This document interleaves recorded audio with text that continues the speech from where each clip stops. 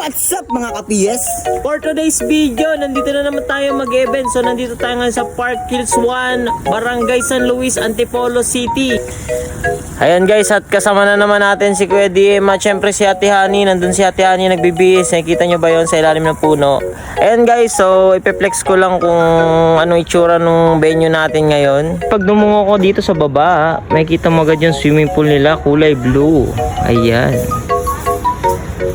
Okay ba? Hey! Guys, sobrang lawak dito guys. Makikita mo yung napakagandang tanawin. At saka mapipil mo talaga yung Mother Nature. Napil mo ba yung Mother Nature?